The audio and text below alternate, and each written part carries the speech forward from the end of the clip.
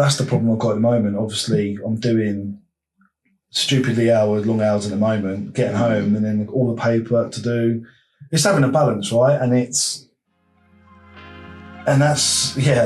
something I'm struggling with now, because I've got a big job now, but I've got to keep work coming in. Testing.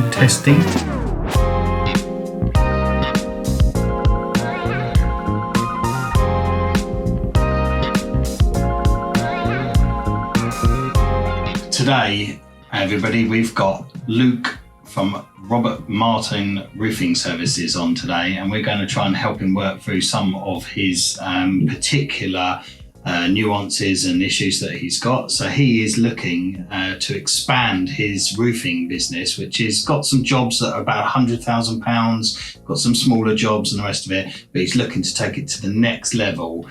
And get after those bigger contracts, make sure that he's pricing them properly, maybe move more towards a limited company, and really make sure that his business is future-proofed and that he's giving himself a nice little niche of a market and working with those bigger contractors. So we're going to try and help him figure out exactly how he's going to go about doing that, and really his journey to his 10-year goal.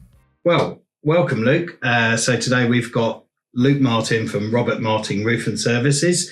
Family-run business for a fair period of time. So I won't give too much information. Do you want to tell us a little bit about the business and the history and stuff? Yeah. So in 1986, year I was born, my dad formed a company called Seaford Roofing with another guy. And in early 90s, he went on his own and formed Robert Martin Roofing.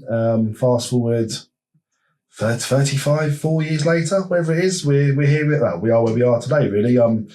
Obviously, my dad's no longer around, passed away a couple of years ago.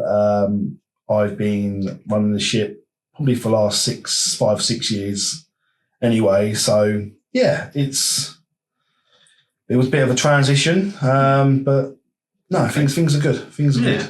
Oh, that's good. And you cover primarily the southeast, like London downwards? Or? Yeah, we've got a builder we go to in Southampton, who we've had for about 15 plus years. We've been pretty loyal to him. But he can be in Southampton, or he can be as like High Wycombe. Yes. So like in London area. So yeah, I've got a job to do up near Heathrow for him in about a month's time. So yeah. We travel. Yeah. And all types of roofing, flat roofing, pitch roofing, all that Yeah. I mean, predominantly we'd like to stay in flat roofing. But we tile as well. So yeah. Okay. That's good. So Luke, one of the things I like to ask all the guests when they come on, just right at the beginning here, is what were you like at school? What was young Luke like before you went on your journey to being flat roof specialist? Probably a little bit arrogant, a little bit cocky, full of myself for sure. Probably not the nicest of person at times as well. Quite ashamed to say that as well. I think as I got to like year 10 and 11, I was a lot better, but early years I was a bit of a cocky, arrogant little git. I was a very good footballer. So that I always found that come in tow with how I was as a person. Yeah. But as I got to my later years in school, I sort of leveled out a little bit. Yeah. But I probably wasn't the nicest of kids up until year 10. Yeah. And what about your kind of teenageness, if you like, up until like, maybe you kind of... school? Like 16 to 18. Kind of 15, 16, 18, that sort of thing. Yeah, I mean, I was a lot better. I was still playing a decent level of football. I was getting a bit of money for playing football. I played a lot of snooker as well and beer and stuff, I was a lot better then. I think I've definitely matured as soon as I left school, but a lot more. But yeah, up and probably to about year 10, I probably wasn't the nicest of people. I'll admit that myself. But definitely got better as I left school for sure. Yeah, matured. There's probably a few people now who would probably say he was horrible or not a nice person. And those who if they listen to this, I'm sorry, and I hope I'm not that person now. Yeah, sure. But I think that is fairly brave to say that. Yeah, and shows that you've come a long way from that, because the year 9, year 10 of yourself would not have seen that at all. But now you can see that. I can see it now. I remember having some blistering arguments with my mum when I was a kid, and thinking, calling her every name under the sun and thinking to myself I was in the right. But now I look back and I think, that wasn't. I wasn't like that to my great. parents. I wasn't quite to my parents. My mum was quite strict. My dad was. Yeah. I only saw my dad once every week or something. But I wasn't quite like that with my mum. It was more to some of the kids at school where they probably know who they are, and I was not the nicest person at the time. But But everyone looks back on their past, but what you've done is you've turned that around and then seen that as well. Yeah. So it's good. And schoolwork wise, late. Well, because I knew I had a job. Always late. Well, if I wasn't going to be a footballer, which I knew probably in about year 11 that I'd play a decent level, but not to a level where I wanted to play. No, I always had dad. I always had a job. I always had a decent job to fall back on, really. So I was good at PE. I think I got like a B in PE. Yeah. And that was my best result. Yeah. The rest was crap. Naturally a B in PE. Yeah, I was great at PE. That was it. That was it. Super. So obviously we're here today just to have a chat about the business and the rest of it, and kind of see what your goals are and what hurdles there are to getting them, really. So I don't know, we had a little chat off air about the kind of maybe immediate plans, like your 1 year or whatever, and then your maybe 5 to 10 year goals and stuff. Do you want to explain kind of where you're sort of hoping to head? I'll go back a little bit. So when it was just me and Dad and my young lad Angus, we always had enough work. It was always like a month ahead. But my goal, me personally, and I've always said this to my dad, is I would like to get the bigger stuff. I'd like to be six months ahead or even a year ahead. I'd love to be that far ahead and not have to worry, because I don't even remember the recession in 2009, 2010. Oh, of course, I remember that. We had, we had like 1 or 2 days a week, and always had enough for my dad to get by. And I was still at home then, luckily enough, and it wasn't so bad. But we never had enough for both of us. So and that's always stuck with me. We always had work. Don't get me wrong, but I would like to get the biggest stuff. I'm enjoying the bigger stuff. Currently on a big project at the moment, and I've loved it. We've been like 7 or 8 weeks in, and that's where I like to be, doing the bigger stuff, bigger projects. And, they're enjoyable. Is that because the bigger stuff is? I mean, how does that protect you against those peaks and troughs? If we had another recession or something, the bigger stuff is just because it's more profitable, or how's that? I'll be honest with you. Just the correlation between the peaks and troughs and the bigger stuff. This has been lovely. The guy who's running the whole job, James, I don't know if it's him, but he's been amazing. So his family owned, or his wife's family owned Dean's Place. They've sold it, but they've kept him on to run the place. So we've been working closely with him, and he's been amazing. Look, don't get me wrong. Every big project you're going to get, you won't have a James, but he's made the job so nice that it's been a lovely job. And and you're on about the profit margins, probably not as big as probably what you think. That's probably down to me not having the experience of these bigger stuff, but they're just nice. It's just nice, nicer work, Okay. You're organised, you plan every day. I like that.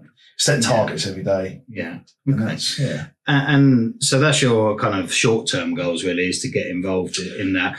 So ironing out the kind of peaks and troughs, so that if there is recessionary times or things go down, then you've got that kind of, much more smoothed out profit margins and cash flow going on, but also try and hunt down those, bigger projects, which I guess is an economy of scale, even if we need, if you need to tinker on like the profit margins and the way you quote the job, they're actually, there's more of an economy of scale rather than doing loads of little jobs. Yeah. There is definitely more. It's hard. Again, it's all a learning curve to me. I'm sort of just getting my feet wet with this, with the sort of bigger stuff, but yeah, no, it's definitely an eye opener. It's all a bit of an eye opener at the moment, and learning. And I'm such a small company in comparison to the bigger companies where I haven't got these big overheads and stuff. So at the moment, I'm in a good place when I price these stuff, but it's getting my foot in to price this stuff. But when I go and price for Mr. and Mrs. Smith and stuff like that, I do enjoy them, like a week or two jobs. Yeah. They're nice jobs, but I'm just enjoying them. Where do you get your foot in the door with these bigger ones then at the moment? How do you approach that? Good question. So the one I'm on now, it was for a guy in our BNI. Yeah. So when Dad passed away 2 years ago, I initially went down there and priced the job. And Steve Dan was my contact in this time around. Yeah. And the guy, James, said, look, Luke my quote didn't look professional. And that was another thing for this job and these bigger stuff. I had to look a bit more professional. So I've had some good people around me, Laura, who's helped me, Laura King. Yeah. Steve got me in. And then once I got my foot in the door, people seem to like me once I'm in the door. And I think that's first impression of everything. But now, as you get these bigger jobs, it's all like the reps. So like Belder, for instance, is like another felt manufacturer.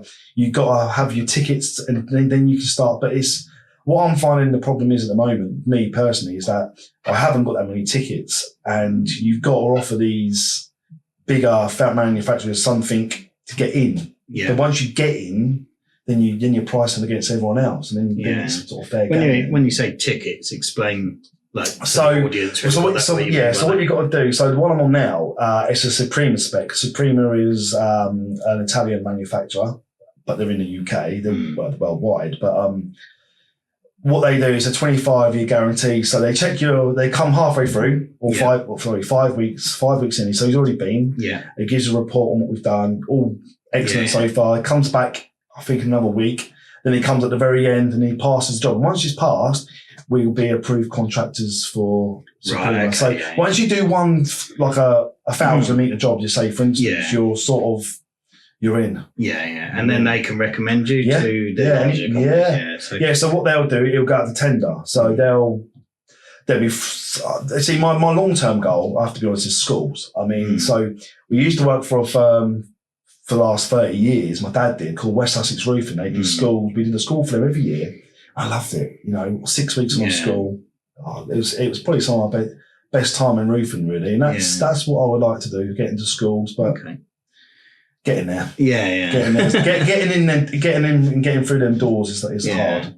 Well, I think that, my advice on that kind of short-term thing would be definitely try to build yourself like a kind of hierarchical or a moat or a force field around your business by becoming accredited and getting those tickets and the rest of it. The last podcast guest on, we had the same thing where they've got some industry changes which are going to challenge them. But actually, I think that if you allow yourself to kind of like elevate you above the rest of it, you basically become protected against your kind of smaller contractors starting up. You'll never compete against Joe and his mate who are going to be roofers or whatever. You'll get into a different league there.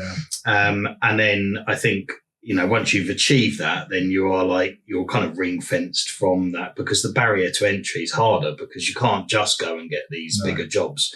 And I think that you're right about the schools. I would also be looking at the supermarkets and things like that. I know they're notoriously, I won't say bad payers, but they have a very long remit for payment. And I know why they do that, because there's cash flow for them. They have like a cost cash flow analysis. So they buy products, sell them, and then the cycle of that has to then fund any repairs to the stores. It's a complicated business model, but I do think that they're quite profitable and good works. I know they don't always have flat roofs, a lot of them, the tins and stuff like that, but you could look at subbing some of those elements out and stuff, working with other companies. But definitely the supermarkets, because I think they get their favourite customers and then they just kind of give you all the work because they know you're nice and reliable. And those are particularly good contracts to have, like your schools, your hospitals, all those sort of things. Your rugby clubs and stuff like that. Those kind of bigger jobs, if you like, if you can get in with those, NHS. Yeah, that's the dream. It's about finding those and targeting, and I'm wondering whether, like, at some point, obviously you like to be on the tools, and I know we talked off camera, one of your goals is maybe in like 10 years time you might not want to be on the tools as much, but like, I don't know who goes out and gets those businesses for you, whether it's worth maybe looking at getting a business development manager in to get those relationships formed for you, and go after those works. Otherwise, if you're on the tools all the time, who's actually pursuing your supermarkets and your schools and stuff? That's the problem I've got at the moment. Obviously, I'm doing stupidly long hours at the moment, getting home, and then all the paperwork to do.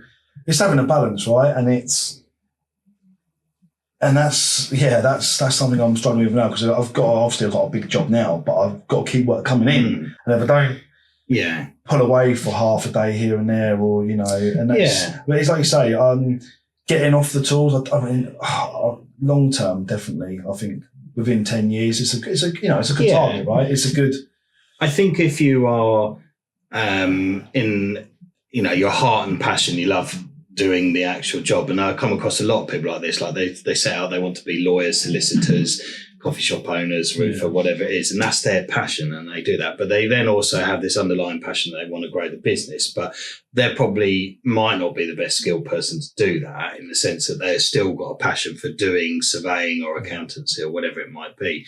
So whether you outsource it initially to like an outsourcing firm, or you employ someone to do it for you, in order to reach your goal, someone's got to go out and actually, like, who's the target market? Are we going after your Asdas or your schools or the NHS? And how are we actually going to get those? And it's quite a scary investment to make in those sort of person, because you don't know if it's going to pan out. But the thing is if that person does their job properly, then they bring you in so much work that actually they become like a fee earner in their own right.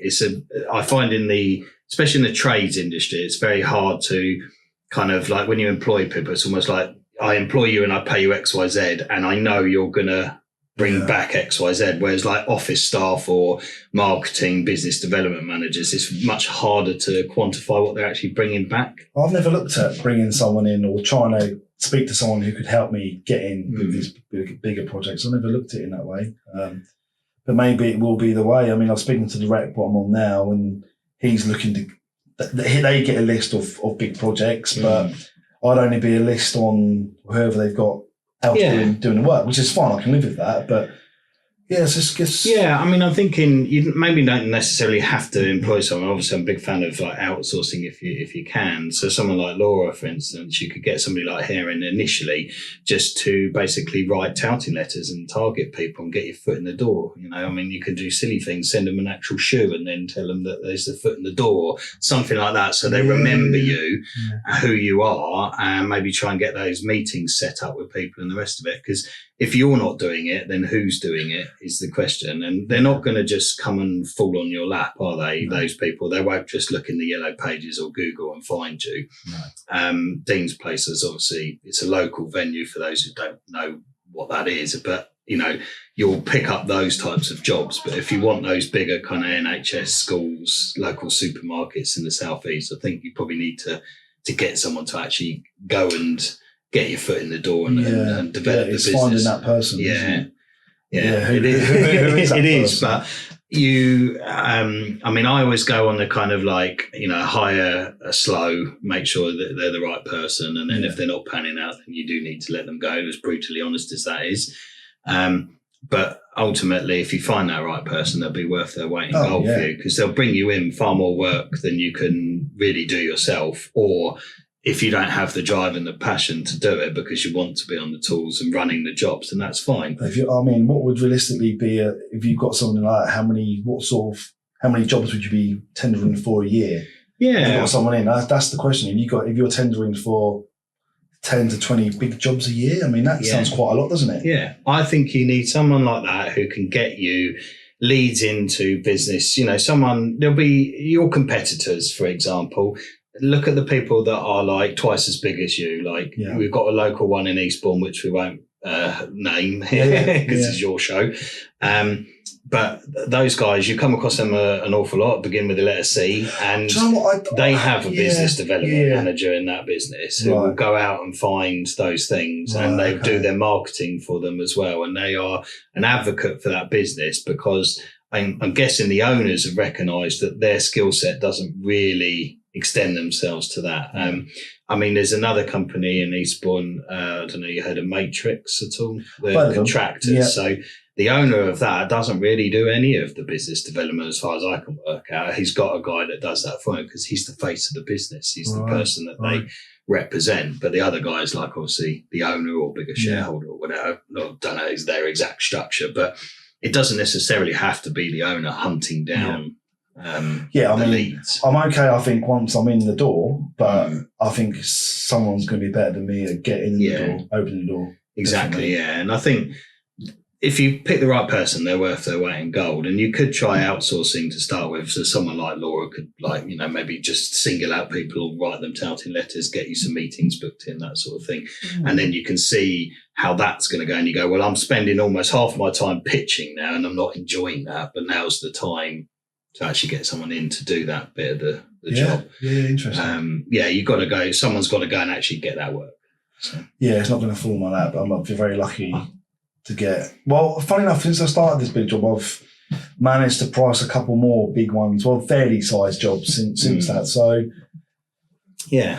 Okay. Let's see. So we'll move on a bit from that. So the longer term plan. So that's like kind of like the next 1 to 3 years, really, I suppose. Yeah. And then moving more forward, like a sort of 10-year plan. So I find that a lot of people.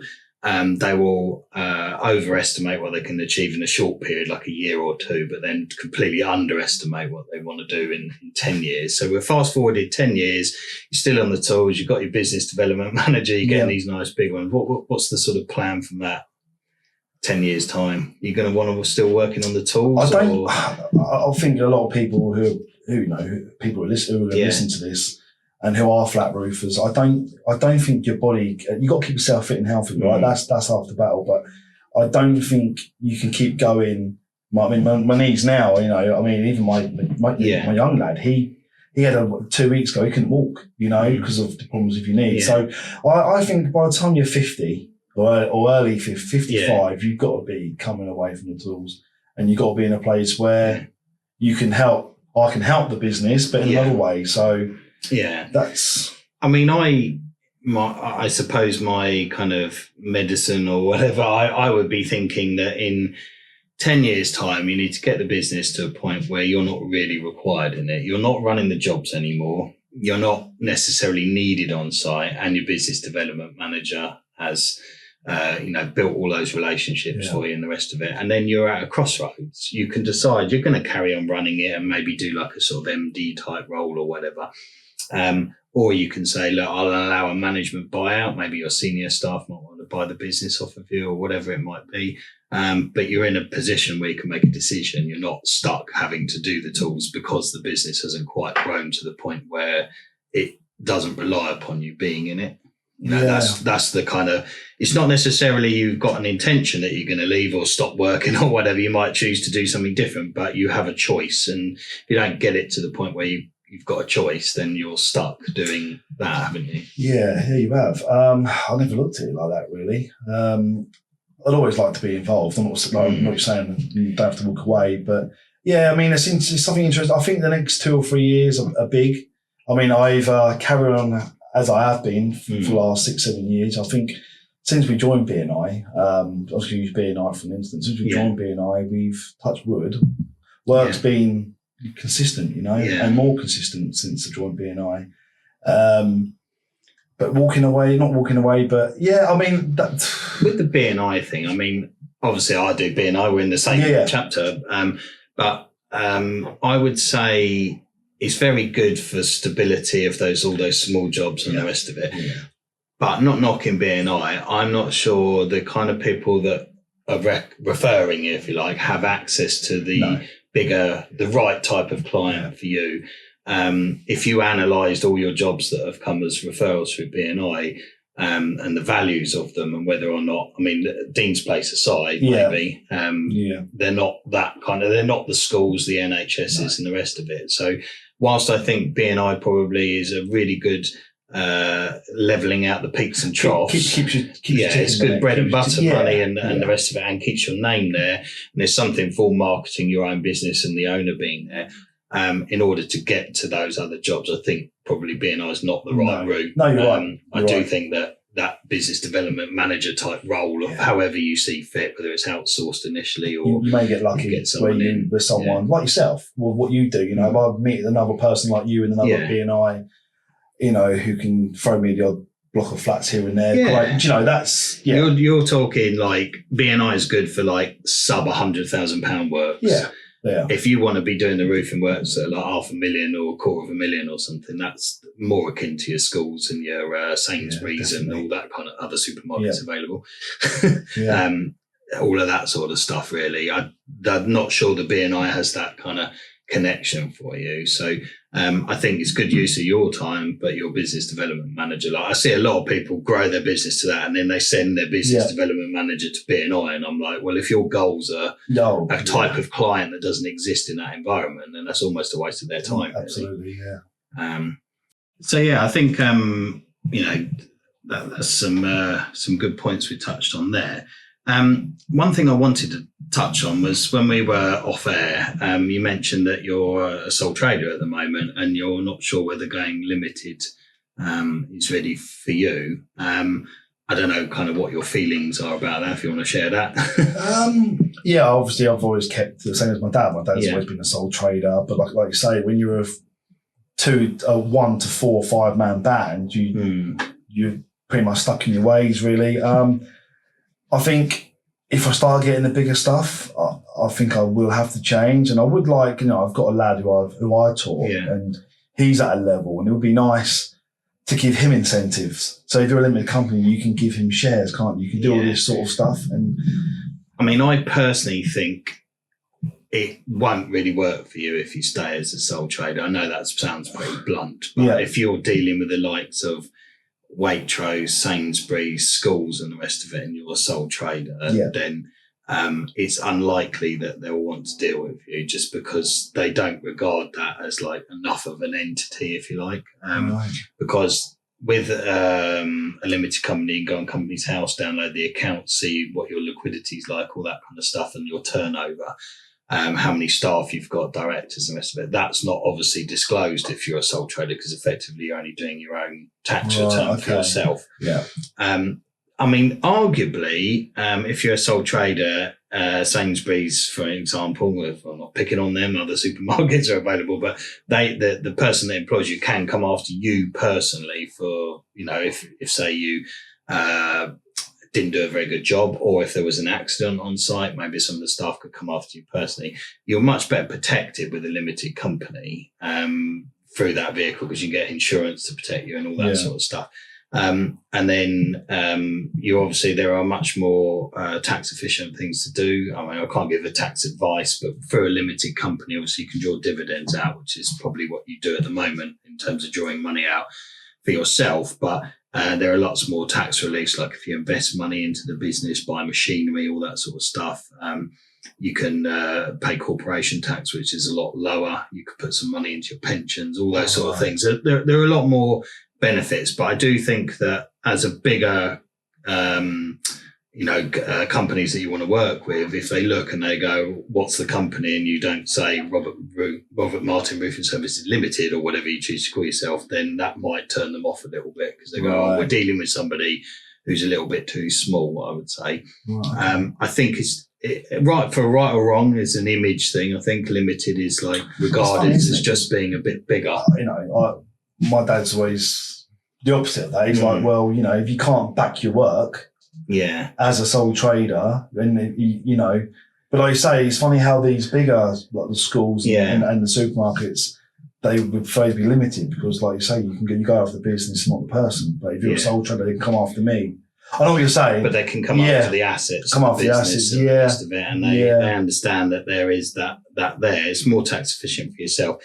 It's also, you touched on it yourself as well, about being able to offer your staff incentives and the rest of it, and your customers will have a contract, and the contract will be with the limited company.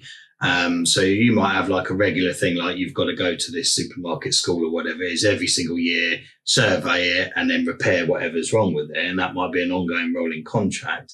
You can sell that contract on a lot easier if it's under a limited company's name. So like if your staff were going to buy you out, no different to, I guess we heard on the other week with a haulage company, they did a management buyout. It's a lot easier for them to do that when there's already those contracts in place, and you can then shift them around. There's lots of tax advantages, and obviously you need to take your own advice on it. But I would say, for right or for wrong, bigger companies will probably not want to do business if you're still a sole trader. And I think from a staffing point of view as well, some staff like to know that you're bigger. It's just being limited is like almost hand in hand with being a bit bigger, isn't it, in people's minds? Yeah.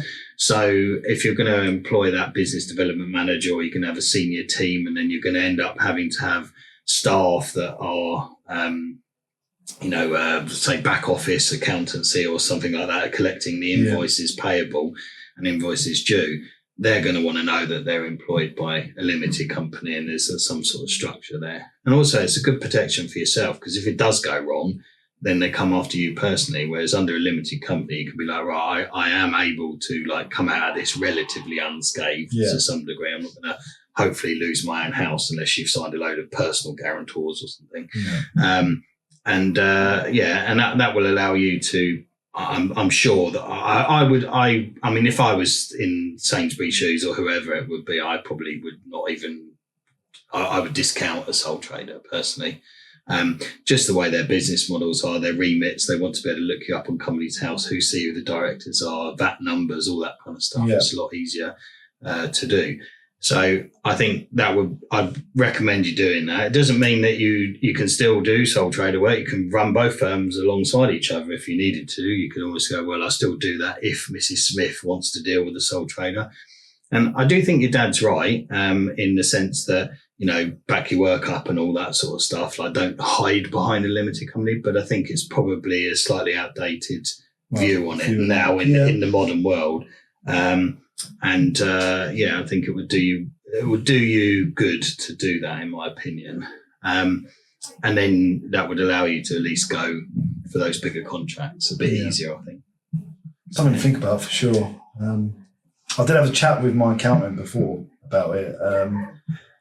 It's like jumping into the unknown, isn't it? It's something I don't know. If I've already limited, it wouldn't be a problem because I've never been there. But it surprises me at the level of turnover you've got and the jobs you did that you haven't gone limited. If I'm honest, you're quite unusual to have not gone limited at your size. So that should resonate with you, that actually it's probably less done what you're doing now than it would be to be limited. I get the unknown thing. Everyone's always scared of that, but then that's like the sort of next steps, isn't it? If you want to get to those goals, you've got to start doing those things. It's a bit like taking for sure. Say like taking your business development manager on. It's a step into the unknown, isn't it? It might not work, but if you don't do that, who's going to actually go after those contracts? Yeah, no, you're right. It's something I will definitely look at going forward for sure. Yeah. Okay. All right. I think, we'll kind of draw to conclusion and wrap up from there. But I would say definitely going limited. Look at that business development manager, even if it's outsourcing to someone like Laura initially, tidying things up, getting the quotes in there, the CRM systems and all that, so that you're ready to go and get those bigger contracts and iron those things out. And make sure that you supply them with the information that they need to who your actual ideal clients are, your niches and the rest of it, so they can go off and get them to really, build you that, so that then you've got those kind of nice smaller jobs ironing out the peaks and troughs, but then you've got those bigger ones that are going to come back and give you that kind of, nice big, payday type stuff. And you're ring fencing yourselves from your smaller competitors then, aren't you? You're limited. You've got all the tickets, you've got the qualifications, the experience and the ability to do those bigger jobs. And at that point, you can be like, right, okay, we're now not competing with Joe Bloggs down the road, who's a roofer with 3 men for price. And then, you touch on the subject of pricing as well. At some point, it's probably good to check your prices against the market rate, because you're entering into a bit where the scope for liability is quite high with those bigger jobs. You don't want to get stuffed on one, do you, or whatever? No. And if your prices are loads cheaper than everybody else, that's really nice and good for you. But there might be a reason as to why those people are putting much higher markups on those things. You can be too cheap, right? And I think, and that's the worry. I don't want to be too cheap. But I think, like I say, as you grow and get bigger, the overheads get more. All these bigger firms got way more overheads than me. So they do. And when you get to that point, size, when your business development manager, maybe your procurement manager or your quoting person, whoever you might scale to that size, that's where they'll be worth their weight in gold, because they'll be saying, look, you can't quote that job at that price because it doesn't even cover the staff wages or the overheads or the fact we've got a bigger yard now because we've got to store the stuff or whatever it might be. So it's always a constant goal, and you will discover if you investigate why their price is like almost double yours. It's probably for those reasons. Yeah, really. yeah, for sure. Okay.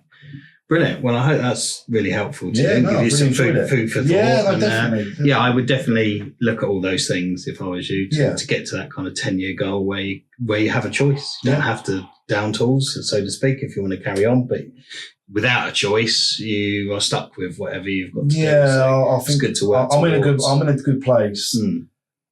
But if you want to get into probably a bit more of a better place, then I have to. Yeah, the 10-year goal is much easier to achieve. So if that's like, I just want to be in 10 years' time in a position where I can make a decision. Yeah. If you can't be in that position, then you're kind of, you're forced into whatever route that you go down. So yeah. Super. All right, been lovely having you on, Luke. Thank you. And I hope that's really good. And feel free to share all the stuff on your socials and the rest of it. I'm sure Danny will give you some copies and things. So brilliant. Be good to maybe get you back on in a year or two's time. See where you're at. Yeah. See if Laura's been able to help you, or if you found somebody else or whatever it might be. Yeah.